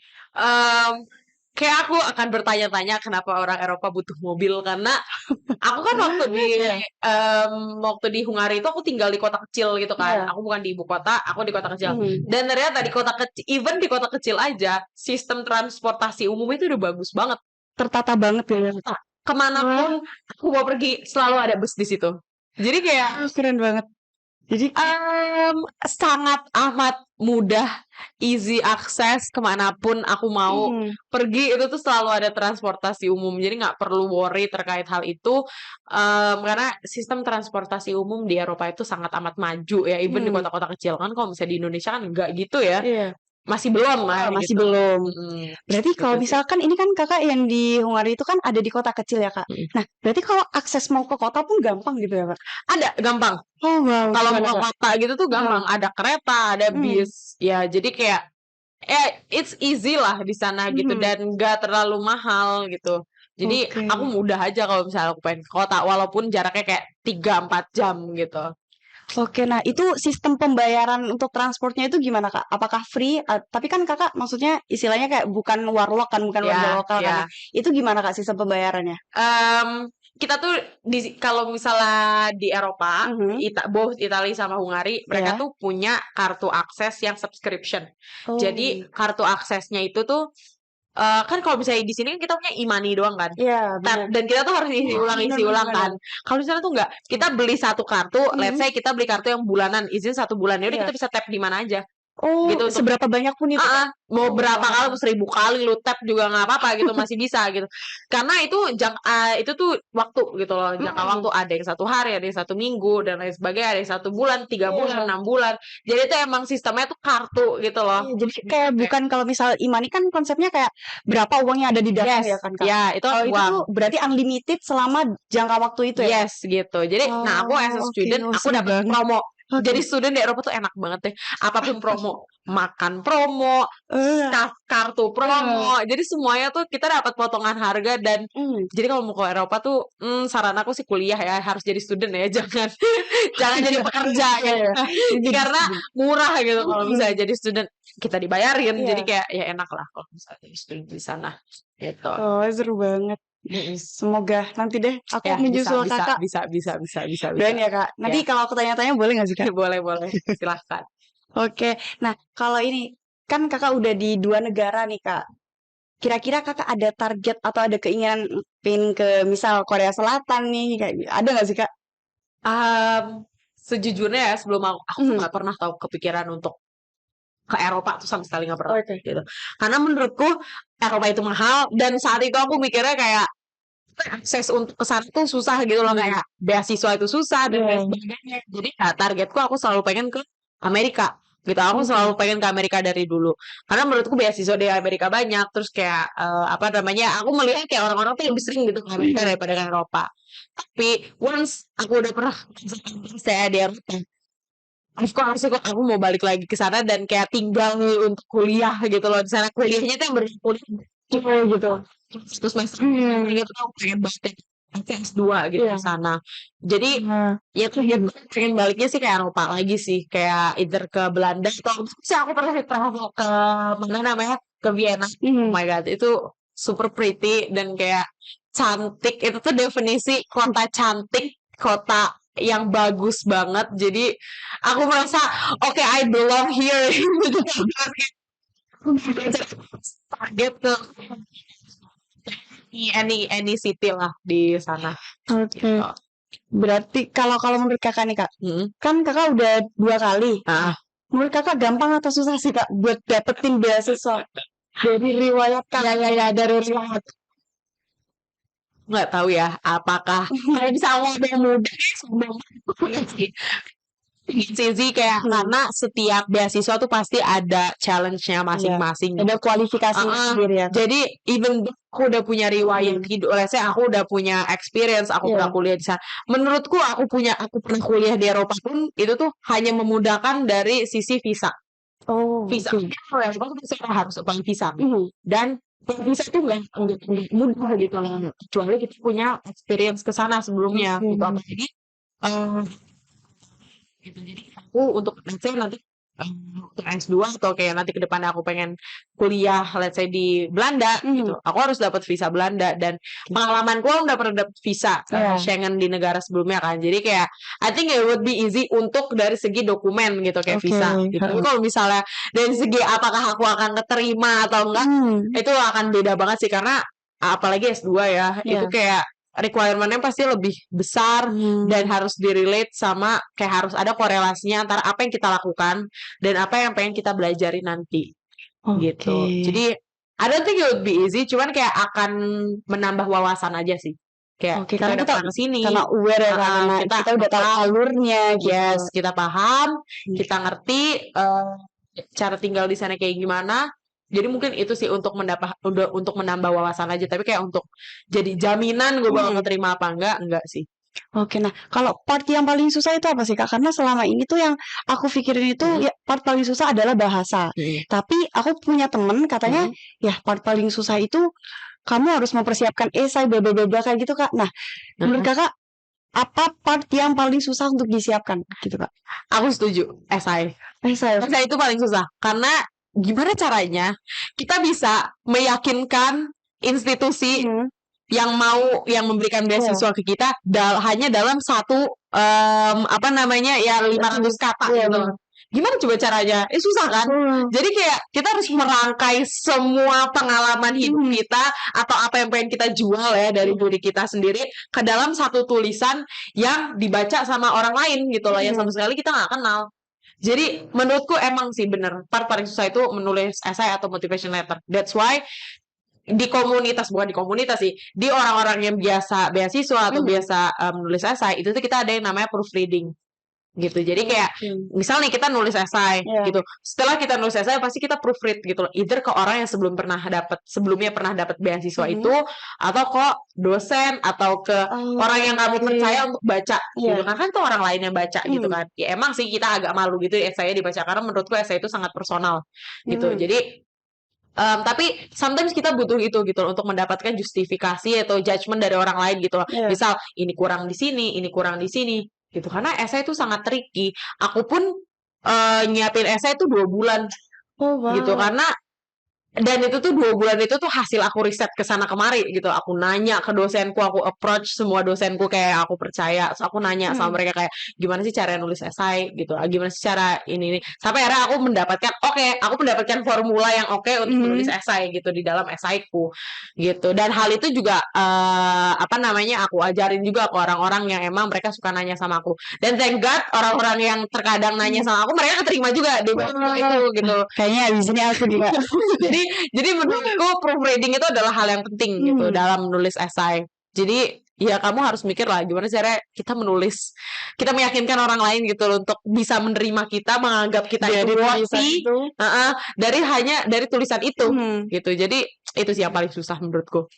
Nah, kalau ini masih berkaitan sama esai tadi sih Kak. Nah, itu kalau misalkan aku kurang tahu sih ini untuk S2 atau untuk yang pertukaran pelajar, tapi aku pernah dengar kalau kita juga butuh kayak artikel kita di-publish gitu Kak. Nah, itu perlu nggak sih Kak? Kakak dulu perlu itu nggak? Ya namanya artikel di-publish itu dalam dunia akademik pasti harus ada ya. Jadi apalagi mau S2 menurutku kalau misalnya S1 kayak exchange gitu tuh nggak perlu sih. Tapi kalau misalnya untuk kuliah di luar negeri apalagi beasiswa publikasi artikel ilmiah itu tuh perlu sih karena itu menambahkan credibility kita di dalam dunia akademik apalagi di luar negeri yang kayak mereka tuh amat sangat menekankan ke jurnal ilmiah dan lain sebagainya. Jadi at least artikel kita tuh udah di-post at least nationally atau internasional, itu lebih baik sih. Oke. Gitu. Berarti setidaknya kita punya artikel yang sudah dipublish itu Ya. bisa jadi nilai plus I gitu think ya. I think that would be nilai tambahan sih, apalagi untuk orang yang, apalagi kamu kan pengen S2 gitu kan. Jadi kayak itu perlu disiapin juga sih untuk menambah credibility aja gitu, untuk menambah credibility. Oke, gue orangnya kredibel, gue pernah bikin artikel ABCD gitu. Jadi kayak I think that would be nilai tambahan gitu untuk aku gitu. Oke. Nah, kalau untuk ini Kak, ada nggak sih Kak pengaruhnya ke kerja? Kakak udah kerja kan ya sekarang. Nah, ada nggak sih Kak kayak HR itu nanyain kayak, oh kamu pernah kuliah di luar negeri, bla bla bla bla, itu ada pengaruh nggak sih Kak? Beberapa sih ada ya, tapi beberapa juga ada yang nggak mementingkan akademik. Cuman yang paling aku ini sih, orang tuh jadi melihat aku memiliki kredibilitas yang tinggi ya, karena apa namanya, aku pernah kuliah kayak at least di 3 tempat yang berbeda gitu, walaupun dalam satu jenjang strata kuliah gitu. Jadi kayak ya of course itu jadi nilai tambah untuk HR, mereka nambah, tapi kayak mereka banyak nanya terkait hal itu. Tapi again itu juga nggak menjadikan hal yang apa ya, penilaian juga gitu tersendiri, enggak kan, kita balik lagi ke kualifikasi kita sebagai orang manusia tuh kayak gimana gitu ya, itu yang sebenarnya dinilai gitu. Tapi kayak untuk dapat untuk punya pengalaman kuliah di luar negeri, yes, orang tuh pasti nanya, dan itu kayak agak membuat orang tertarik gitu, apalagi di dunia kerja kayak, oh nih orang udah pernah nih kuliah gitu di luar negeri, pasti mereka penasaran. Ih, gimana Gitu sih. caranya? Ya. Apalagi kakak dari tadi di awal kakak bilang kakak emang suka sharing gitu ya Kak. Oke. Nah, kalau ini terkait ini masih berhubungan sama sistem seleksi sih Kak. Nah, kalau menurut kakak sendiri, kenapa akhirnya pihak rekrutmen atau juri dari apa namanya beasiswa itu tadi akhirnya menerima kakak? Apa nilai plusnya kakak? Aku penasaran banget. Nilai plus Nanti bisa aku tiru. kayaknya kayaknya waktu aku awal-awal itu aku nggak punya pengalaman yang gimana gitu ya, normalnya aja layaknya mahasiswa gitu. Tapi yang aku lihat pasti, yang aku pahami pasti mereka ngelihat, makanya tadi aku sebutin kenapa etika itu penting.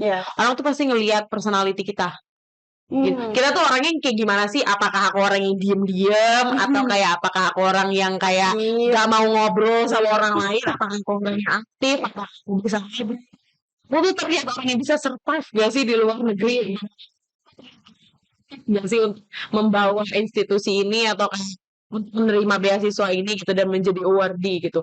Sebenarnya itu sih yang dilihat, pasti dilihat selain daripada ngelihat kepintaran, kayak academically nilainya berapa, terus juga pengalaman kita hingga sih kita selain daripada itu pasti dilihat personality kita sih gitu sih. Jadi kayak aku sebenarnya bukan orang yang suka kayak gini gitu, aku sih orang yang kayak aduh aku males deh kemana-mana, aku sih tipe orang yang kayak gitu. Tapi at some point pasti ada kalanya aku harus menunjukkan aku tuh bukan orang yang kayak gitu gitu. Ada kalanya aku harus menunjukkan kalau misalnya aku tuh orang yang terlihat bisa diandalkan. Jadi menurutku itu penting sih. Kayak menurutku itu hal yang kenapa mereka nerima aku juga gitu. Jadi kalau bisa dibilang aku pinter-pinter banget, enggak gitu. Aku biasa-biasa aja. Terus juga mungkin kalau misalnya dilihat apa ya, aku tuh bukan terlihat kayak orang yang pintar gitu loh kalau misalnya secara looks gitu. Jadi kadang aku juga bingung, kenapa sih orang bisa ngeliat aku gitu, kayak orang melihat aku menerima aku gitu loh untuk beasiswa. Jadi ya mungkin karena aku punya personality yang cocok gitu sama mereka, mungkin ya dari situ gitu. Karena aku tuh bukan tipe orang yang mungkin kalau bisa cerita sedikit tuh, aku tuh tipe orang yang kata orang tuh malah bandel gitu loh, kayak yang ini orang nggak ada ininya deh, nggak ada kelebihan apa-apa gitu loh. Orang tuh suka mandang aku sebelah mata gitu. Aku tuh terlihat orang yang seperti itu. Gitu. Tapi at some point aku bisa nunjukin juga kalau misalnya aku tuh bukan orang yang kayak gitu loh. Jadi ya seberapapun orang menilai kamu jelek atau kayak ini orang apa sih, kayak orang nggak pinter, Jadi kayak ya harus nunjukin aja sih kalau misalnya kita tuh orang yang ternyata tuh nggak yang kayak orang-orang pikirin. Itu sih menurutku personality itu hal yang penting juga. Berarti ini tuh sebenarnya balik dari nilai plusnya kakak itu balik dari seberapa penting personality juga itu ya kayak karena dua aspek yang tadi kakak sebutin yaitu how to survive sama bisa nggak sih kita membawa nama institusi gitu kan kayak itu dua hal yang penting dan itu bisa dilihat dari personality kita dari attitude kita mungkin dari waktu kita interview gitu ya kak. Yes. Nah oke. Boleh ya kak ini saya mencari ilmu diam-diam. Nah terus kan dari sistem seleksi itu ada dibutuhin TOEFL nggak kak? Of course ada tes bahasa Inggris itu penting ya. Itu kayak seleksi dokumen yang paling basic lah gitu. Either TOEFL, IELTS atau kalau misalnya ISMA tuh dia ada yang namanya Duolingo. Tes Duolingo itu tuh it's like an aplikasi. Aplikasinya itu tuh untuk ternyata ada tesnya juga dan ternyata tesnya itu tuh digunakan oleh ISMA oleh kayak kampus-kampus di luar negeri gitu loh. Jadi itu sama dengan kayak TOEFL dan IELTS sama aja.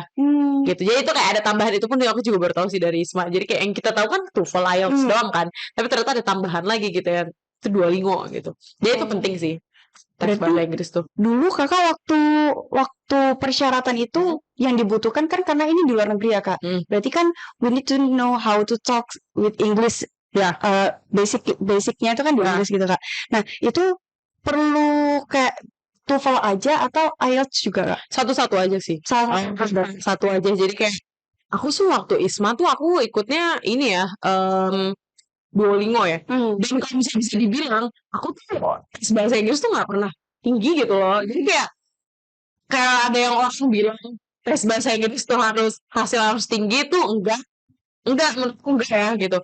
Karena at least kita harus mencapai nilai minimalnya aja sih, itu yang paling penting. Nilai minimalnya berapa?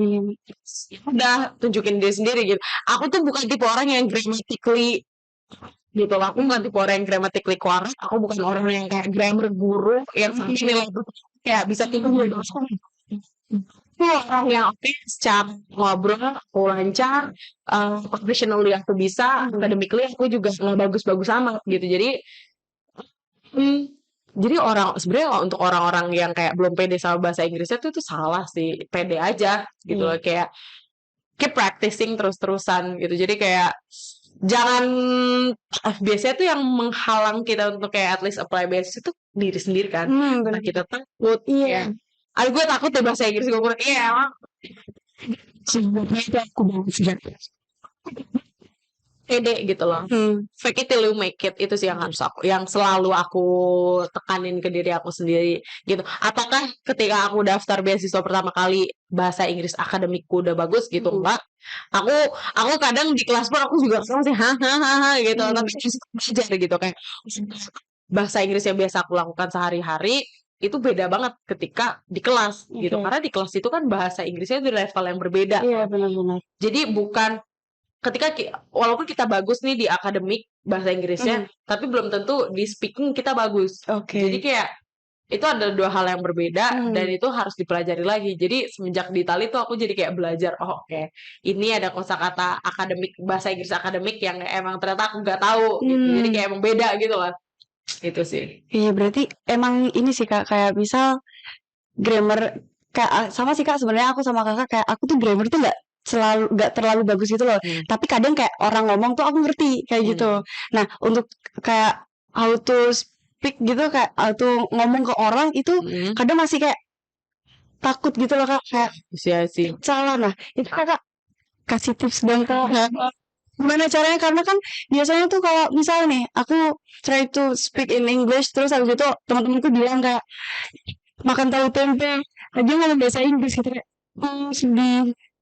Society itu lingkungan kita tuh tipe lingkungan orang-orang yang suka ngejacor gitu. Oh my god. Gitu. Emang Inggris. Emang terkadang yang bikin kita yang bikin kita ngerasa gak nyaman untuk menggunakan bahasa Inggris atau bahasa lain selain bahasa Indonesia itu ya karena lingkungan kan. Gitu. Sebenarnya kalau misalnya dari aku sendiri, aku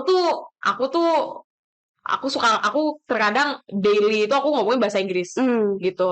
Jadi tergantung sama siapa aku ngomong gitu. Dan untungnya, bersyukurnya aku tuh ada di lingkungan yang orang-orang tuh kalau orang-orang yang kayak ngomong bahasa Inggris ya udah santai aja gitu. Aku belum pernah sih ada di lingkungan di mana aku ada di lingkungan yang ngomong bahasa Inggris terus dijudge, tapi aku pernah dengar gitu pengalaman orang-orang sampai orang-orang tuh takut gitu. Dan aku paham kita itu gak bisa milih kita tuh berada di lingkungan yang mana sih. Tapi yang bisa kita kontrol adalah bagaimana cara kita mau nerima gak sih itu dari orang lain. Itu sih paling apa ya, kayak kalau misalnya kamu merasa takut atau kayak ya udah gitu, kamu tuh harus belajar untuk bersikap bodo amat. Itu penting nih, bersikap bodo amat gitu, karena kita tuh nggak bisa milih kita berada di lingkungan yang kayak gimana. Kayak terkadang kita ada di satu kelas, ya udah itu kelas kita gitu loh, jadi kayak kita nggak bisa kita berada di lingkungan yang kayak apa. Jadi kita yang harus tutup kuping gitu loh ketika orang ngomong apa. Aku nggak selalu gitu loh kayak aku tuh nggak tahu, ini aku tuh suka banget misal dalam 1 menit, oke, aku misal lagi ngobrol 1 menit aku ngomong bahasa Inggris, aku bisa gitu. Jadi kayak karena otak aku itu otak bahasa Inggris, jadi kayak di otakku terkadang bahasa yang aku pakai di kepalaku itu bahasa Inggris gitu. Jadi ketika aku ngomong kadang suka campur gitu. Jadi itu sih aku sebenarnya gak punya tips tipsnya aku terbiasa aja sih. Terbiasa. Emang berarti ya itu Kak, itu gak sih Kak tipsnya adalah terbiasa. Kita terbiasa ngomong bahasa Inggris itu. Gak dari ngomong aja deh, ngedengerin dulu deh. Kalau misalnya emang belum berani ngomong, dengerin aja gitu, kayak nonton atau apa gitu. Itu paling basic sih untuk dilakukan gitu, untuk dengerin dan lain sebagainya. Nanti baru kita bisa, mungkin kalau misalnya aku bisa ngasih tips lain, kamu harus nemu satu orang sih, temen ya, yang bisa diajak ngobrol bahasa Inggris. Iya benar-benar penting sih, karena untuk melatih ngobrol. Iya benar, kadang tuh ya itu tadi sih kayak kita bisa ngerti orang ngomong apa tapi kita sendiri nggak bisa ngomong gitu loh. Sebenarnya sejujurnya permasalahan aku tuh ada di situ, nggak bisa ngomongnya kadang. Terus sama ini sih Kak, mungkin ini juga jadi aku yang ngasih tips. Kalau aku sih biasanya untuk melatih bahasa Inggrisku tuh aku ini kayak nonton drakor nih Kak. Nah, tapi di subtitleku tuh aku pakai subtitlenya bahasa Inggris gitu. Nah, itu menurut aku itu sangat membantu banget sih. Itu juga aku juga selalu kayak gitu kok. Kalau misalnya untuk nonton atau apa, aku selalu pakai subtitle yang bahasa Inggris, atau ya kalau misalnya film yang bahasa Inggris terkadang aku nggak pakai subtitle atau apa gitu. Tapi kalau misalnya untuk ya kayak drama Korea atau apa yang bukan bahasa Inggris, aku pakai subtitle. Itu sangat membantu sih untuk kayak kita mengerti gitu, untuk mengasah kayak listening, terus juga reading dan lain sebagainya. Itu paling penting juga sih kayak gitu. Start dari hal yang kita suka aja. Jangan membebankan diri, tapi itu sih yang paling penting. Kamu harus punya satu temen yang emang bisa diajak ngobrol. Oke, teman-teman harus memulai mencari partner untuk bisa ngobrol bahasa Inggris untuk persiapan kita keluar negeri. Karena di luar tuh kita require untuk bisa bahasa Inggris gitu. Pasti ya ketika kita kuliah di luar itu tuh bahasa Inggris tuh sangat penting gitu, selain bahasa lokal ya. Bahasa Inggris tuh juga penting karena itu yang jadi bahasa internasional yang harus yang kita gunain gitu loh, selain bahasa lokal. Gitu sih paling. Oke, Kak, aku tiba-tiba terbesit pertanyaan. Ini Kakak waktu proses seleksi itu apakah ada satu pembimbing gitu Kak? Maksudnya kan tadi kan perlu banyak yang disiapin ya Kak, kayak misal esai, terus habis itu mungkin motivation letters kayak gitu-gitu. Nah, Kakak ada cari satu pembimbing gitu gak sih Kak? Nggak ada sih. Wow. Gitu-gituan. Jadi kayak kalau Erasmus sih nggak ada ya. Kan tapi kita kan kalau di kampusku itu kan ya emang ada dosennya gitu kan, yang buat kayak ingetin ABCD gitu. Tapi kalau misalnya untuk yang ngebimbing gitu nggak ada sih. Tapi kalau misalnya untuk ISMA, yang aku kan batch 1 ya untuk ISMA itu yang pertama banget. Jadi sebelum itu nggak pernah ada alumni. Nah itu tuh aku kayak kita sendiri juga gitu. Tapi ketika yang kedua, yang batch 2 ini yang kemarin tahun 2022 ini yang lagi berangkat sekarang ISMA ini, itu kita ada yang namanya sistem mentoring. Penting sih. Kayak untuk dapat mentor, punya mentor itu tuh penting sebenarnya. Itu yang hal yang salah aku lakuin waktu aku beasiswa itu nggak punya mentor. Jadi aku nggak punya orang yang bisa aku tanya-tanya. ketika kita pengen beasiswa atau kayak pengen kuliah ke luar negeri, punya mentor tuh adalah hal yang penting gitu. Mentor ini tuh dalam hal bisa dosen Iya. atau alumni beasiswa itu Oke. gitu. Itu penting sih. Berarti secara nggak langsung karena dulu kakak nggak mencari mentor, sekarang kakak yang jadi mentor. Iya. Di Isma yang kedua ini aku jadi mentor beberapa orang gitu. Jadi kayak karena aku suka sharing, jadi Iya. kayak ketika ada orang butuh bantuanku ya aku gitu. Jadi kayak ya udah. Itu sih. Oke. Wah, aduh di otakku ini sekarang lagi penuh dan kondisiku bergejolak kayak lagu ya. Itu kayak akhirnya sekarang kayak setidaknya ketakutanku tuh agak mereda gitu Kak, karena selama ini kan yang aku takutkan adalah nanti di sana aku nggak bisa ngobrol sama orang-orangnya, apalagi negara yang aku tuju itu bahasanya itu bukan bahasa Inggris gitu. Kayak misal di Amerika itu kan bahasa Inggris ya. Nah, di sini tuh yang aku tuju tuh bukan gitu Kak. Jadi makanya ada banyak ketakutan-ketakutan yang ada di bayangan aku aja sebenarnya. Nah, tapi setelah Kakak bilang kalau ternyata semuanya itu bisa dipelajarin sambil jalan gitu, istilahnya learning by doing gitu. Jadi kita sebenarnya nggak boleh takut sama bayangan. Ya kita harus mencoba karena semua kesempatan itu harus dicoba. Kayak kata Kak Wida tadi, kalau setiap ada kesempatan itu harus dicoba dan jangan menyerah sebelum kita berperang gitu. Betul. Oke Kak, mungkin ini jadi pertanyaan yang terakhir nih Kak. Kalau dari Kakak sendiri, apa sih Kak perubahan-perubahan yang Kakak rasakan mungkin sebelum Kakak berangkat untuk kuliah di luar negeri sama setelah Kakak pulang gitu Kak? Oke, mungkin yang paling pertama ya, yang paling aku rasain sebelum aku pernah kuliah di luar negeri itu tuh, aku tuh bukan orang yang kenal banget sama diri aku sendiri gitu. Tapi ternyata once aku udah di sana gitu, aku kan lebih banyak menghabiskan waktu sama diriku sendiri gitu ya. Aku kemana-mana sendiri, aku rely on myself banget gitu loh. Apapun aku pasti apa namanya maaf gue lupa bahasa Indonesianya. Lakuin No. Ya intinya gitu loh. Back then kalau misalnya di luar negeri. Jadi kayak aku tuh merasa aku harus menjadi orang yang lebih mindful dan tahu gitu loh sama diri aku sendiri. Tahu apa kelebihan aku, apa kekurangan aku, kenal diri aku lebih jauh. Itu tuh yang paling aku rasain gitu perubahannya. Jadi dari segi aku dengan diriku sendiri, hubungan aku dengan diriku sendiri itu tuh yang paling kerasa sih perubahannya. Terus juga selain itu mindsetku juga sih. Kayak sebelum aku kuliah itu di luar negeri tuh aku ngerasa kayak oke, aku harus belajar di luar negeri gitu karena ternyata setelah aku mindsetku kayak yang ternyata kuliah di mana aja tuh sama aja gitu loh. Yang beda adalah gimana caranya kita menyikapi informasi yang kita terima gitu. Apakah kita tipe orang yang kayak akan berubah gitu setelah kita menerima informasi, atau ya udah kita akan menjadi orang yang sama-sama aja gitu. Jadi kayak dimanapun kita belajar itu sebenarnya sama aja, tergantung pola pikir kita aja. Apakah kita tipe orang yang mau belajar atau enggak. Itu sih menurutku dua hal yang aku rasa sama sih satu lagi sih ada tambahan kayak berada di lingkungan di mana aku menjadi orang yang minoritas. Kan ketika aku di luar itu kan aku jadi minoritas ya. Benar-benar. Aku pakai kerudung sendiri. Aku jarang, maksudnya di sana kan Muslim itu kan minoritas ya. Iya benar. Muslim itu minoritas, terus juga aku orang Asia sendiri, kulitku nggak putih, kulitku coklat, terus juga mataku sipit. Jadi kayak kalau bisa dibilang tuh sebelumnya itu tuh aku merasa di Indonesia tuh aku sama gitu.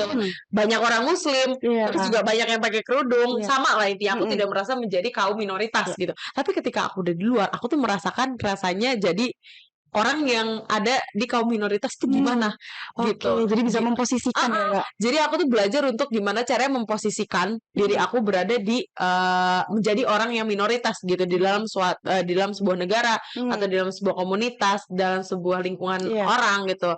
Jadi itu sih kayak being minoritas itu tuh di sebuah community atau di sebuah negara tuh adalah hal yang baru buat aku gitu. Jadi aku belajar gimana sih rasanya gitu jadi orang minoritas gitu. Itu sih I think itu sih tiga perubahan signifikan yang aku rasain gitu sebelum dan sesudah aku kuliah di luar negeri.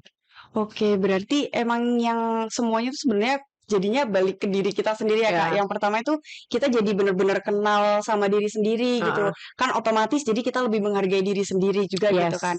Nah, terus habis itu kita jadi kayak maksudnya dimanapun kita belajar itu sebenarnya sama, tinggal gimana kita memprosesnya, gimana kita akhirnya mengaplikasikan itu gitu. Dan yang terakhir kita bisa tahu bagaimana ketika kita berada di sepatu orang lain. Iya, bener banget. Oke, setuju. Oke, nah karena itu tadi pertanyaan terakhir, aku izin buat bacain kesimpulan-kesimpulannya nih Kak. Jadi biar temen-temen ini tahu kayak apa sih sebenarnya yang kita bahas pada hari ini. Jadi gini teman-teman, untuk keluar negeri atau kuliah di luar negeri itu sebenarnya bukan cuma bahasa yang kita persiapkan gitu. Bahasa itu penting, tetapi kita bagaimana cara kita untuk membawa diri itu juga sangat penting gitu. Attitude gimana kita membawa diri kita, cara kita berbicara gitu. Nah, karena di Indonesia dan di luar negeri itu kita pasti punya perbedaan cara berbicara gitu kan, bagaimana kita berbicara dan bagaimana kita menanggapi orang yang berbicara kepada kita gitu kan. Nah terus habis itu personality kita juga itu nanti yang menentukan apakah kita ini bisa survive di sana dan juga apakah nantinya kita itu bisa membawa nama institusi kita itu dengan baik sampai akhir masa studi kita gitu. Nah, terus habis itu ada perbedaan yang mendasar nih dari sistem pembelajaran antara Indonesia dan luar negeri. Yang pertama itu pastinya ada di attitude. Attitude itu kan pasti bawaan dari culture-nya kita kan. Nah, terus habis itu keaktifan mahasiswa di kelas itu juga berbeda. Kalau misalkan di Indonesia itu orang yang aktif malah kesannya kayak diintimidasi, sedangkan kalau di luar negeri itu semuanya malah berlomba-lomba untuk menjadi aktif gitu. Lalu selanjutnya ada dari sistem penilaiannya. Kalau sistem penilaian kita sebenarnya sama-sama strict, cuma bedanya adalah ketika kita di luar negeri, presensi atau absensi atau kehadiran kita di kelas itu tidak terlalu diperhitungkan gitu loh, tapi bagaimana kita berkontribusi di dalam kelas itu, dan kita juga mendapatkan insight itu adalah hal yang lebih penting gitu. Lalu ada beberapa hal yang harus dipersiapkan. Yang pertama tadi udah dibahas yaitu bahasa. Lalu yang kedua itu teman-teman harus mempersiapkan motivation letter atau SI gitu, karena itu menjadi salah satu poin yang sangat penting untuk dinilai gitu kan, karena gimana caranya kita untuk meyakinkan pihak rekrutmen dengan tulisan-tulisan kita. Oke, terima kasih banyak Kak Widat. Aduh, obrolan hari ini tuh seru banget dan sangat memotivasi aku. Jadi doain ya Kak, semoga aku juga bisa nyusul. Amin. Nah, terus aku juga ngucapin terima kasih banyak karena Kakak sudah menyempatkan waktunya untuk hadir dan sharing-sharing sama aku dan sama teman-teman.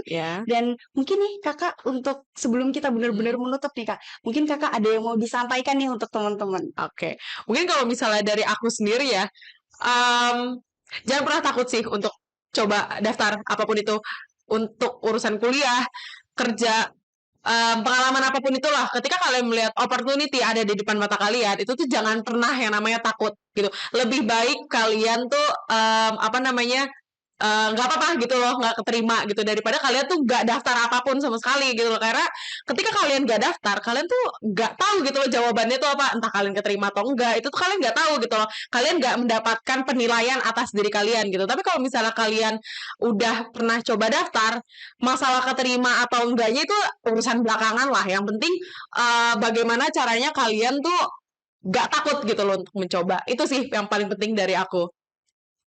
Oke, thank you banget Kak Widat. Jadi teman-teman itu tadi ya, ini perlu dicatat banget kalau teman-teman itu harus berani mencoba dulu. Jangan belum mencoba tapi bilang, aduh aku nggak bisa. Jangan kayak gitu teman-teman. Jadi kita harus mencoba apapun, opportunity apapun yang ada di depan mata itu harus dikejar. Apapun hasilnya, yang penting kita harus coba dulu. Gitu ya Kak? Setuju. Oke teman-teman, jadi karena obrolan kita udah seru banget nih ya teman-teman. Nah, mungkin kalau teman-teman mau nugas nih atau teman-teman lagi mau mempersiapkan untuk kuliah di luar negeri nih, teman-teman. Kan ada esai yang harus dipersiapkan. Nah, teman-teman nyari tempat untuk ngopi-ngopi cantik atau mungkin teman-teman mau ngerjain esai tadi, teman-teman bisa datang ke Popis Coffee and Records. Ada di Jalan Candi Mendut nomor 11 Mojolangu, Lowokwaru, Kota Malang. Nah, di situ tuh tempatnya enak banget, comfy banget dan pasti teman-teman bisa lebih meningkatkan gairah untuk menulis esai nih teman-teman. Jadi aku punya tagline nih Kak. Nah, mungkin kita bisa tagline bareng ya Kak. Jadi nanti kalau Besta bilang expose, nanti bilangnya better education leads to a better world. Oke ya Kak. Oke. Bisa dimulai ya Kak? Oke. Oke, expose better education leads to a better world. Oke, terima kasih banyak teman-teman dan terima kasih banyak Kak Bima karena sudah menyempatkan waktu. Seru banget ngobrol-ngobrol hari ini dan mungkin kita bisa ngelanjutin ngobrol-ngobrolnya di lain kesempatan. Yes. Kita bisa langsung ketemu di cafe pop Iya. and record Sip. mungkin ya Kak. Oke, terima kasih teman-teman dan jangan lupa untuk subscribe, like, dan komen di video ini. Dan see you di kesempatan selanjutnya. Okay.